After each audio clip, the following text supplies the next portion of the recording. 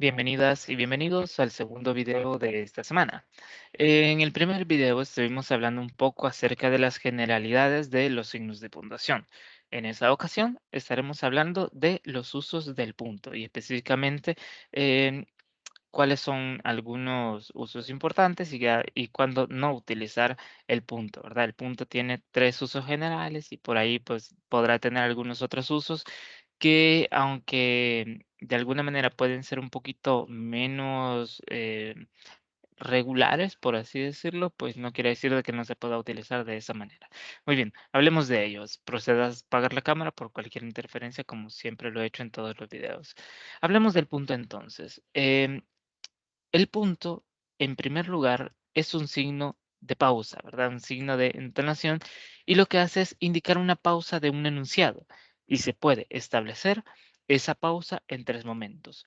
Primero, siempre después de un punto se comienza a escribir con letra mayúscula. Se exceptúa cuando se usa en una abreviatura. ¿Qué más?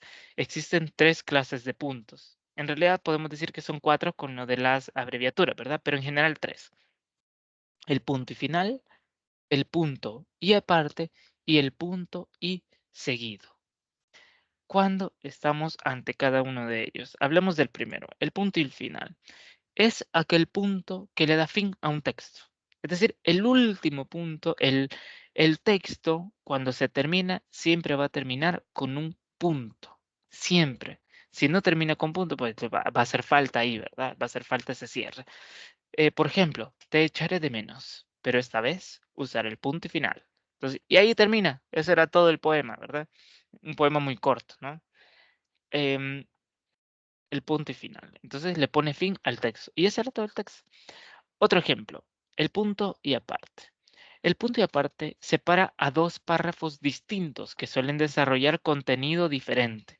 Después del punto y aparte se deja una línea sin texto entre cada párrafo. O, en su caso, se utiliza una sangría. Por ejemplo, el mar estaba embravecido aquel día. Los barcos bailaban sobre él. Primer párrafo. Punto y aparte. Comenzamos a escribir en la siguiente línea, ¿verdad? Miguel, sentado en el muelle, esperaba el regreso de su padre. Atisbaba el horizonte buscando ansioso su barco con la mirada. Punto y final, ¿verdad? Entonces aquí tenemos representados dos de los dos puntos de los tres, ¿verdad? Que veremos en esta sesión. El primero, el punto y aparte, está ahí representado en rojo. Está ahí representado en rojo. em, Y, por otra parte, el punto final que está al final del ejemplo del texto, ¿verdad? Pero nos falta otro punto importante, el punto y seguido. ¿Y cómo se utiliza el punto y seguido? Bueno, primero se utiliza para separar enunciados que componen un párrafo. Dentro de un mismo párrafo, al momento de separar oraciones. Las oraciones que componen el párrafo van a estar divididas por un punto. Ese punto se llama punto y seguido. Después del punto y seguido, se continúa escribiendo en la misma línea. Por ejemplo, nunca me imaginé cómo eran los trenes, punto y seguido. De pequeño me contaban las anécdotas que en ellos pasaban, punto y seguido. Soñaba ver uno todos los días, punto y seguido. Por fin pude hacerlo aquella mañana, punto y seguido otra vez. La verdad, no son gran cosa. Si se fijan, esos puntos y seguidos lo que están haciendo es separando las oraciones que componen a ese párrafo. Por ejemplo, la primera oración es, nunca me imaginé cómo eran los trenes. Segunda oración, de pequeño me contaban las anécdotas que en ellos pasaban. Tercera oración, soñaba ver uno todos los días.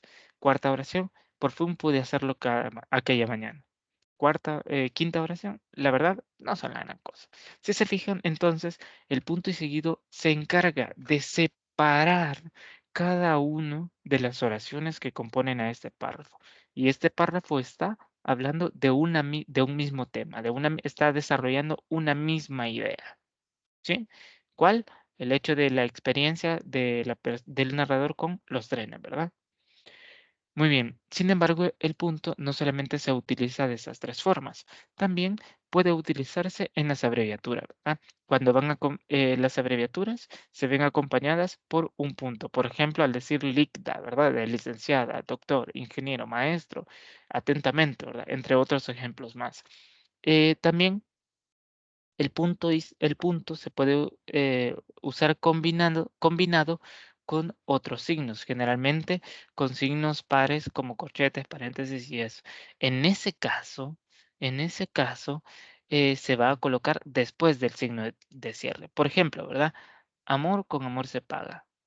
Ahí hay unas comillas, que es una cita textual, entonces el punto se va a poner fuera de las comillas, nunca dentro de las comillas. Y eso es importante, ¿verdad? Después del signo de cierre se coloca el punto. Cuando se combinan, ¿verdad? Estaba mal, punto. Cierro paréntesis y luego se escribe el punto.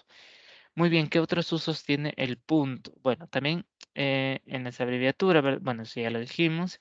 em, y también en los títulos o subtítulos no se debe usar punto. Y esta es de ley.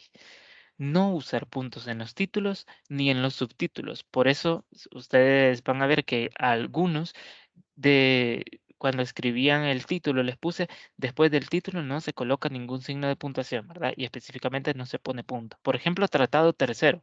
Eso es el título, ¿verdad? Si se fijan, no hay ningún punto ahí. Cómo Lázaro se asentó con un escudero y de lo que le acaeció con él. Entonces, si se fijan, tampoco hay un punto. ¿Por qué? Porque en los títulos y en los subtítulos jamás van a cerrarse con un punto. Nunca. Entonces, después de títulos y subtítulos, no se utiliza ningún punto. Bueno, cualquier duda o consulta que puedan tener respecto del uso de este signo de puntuación, con gusto pueden hacerlo por medio de el chat de Teams, un correo electrónico o en la sesión sincrónica que tenemos los días jueves a partir de las 8:45 de la noche. Muy bien, esto es todo en el segundo video. Nos vemos en la tercera parte para hablar un poco acerca de la coma. Adiós.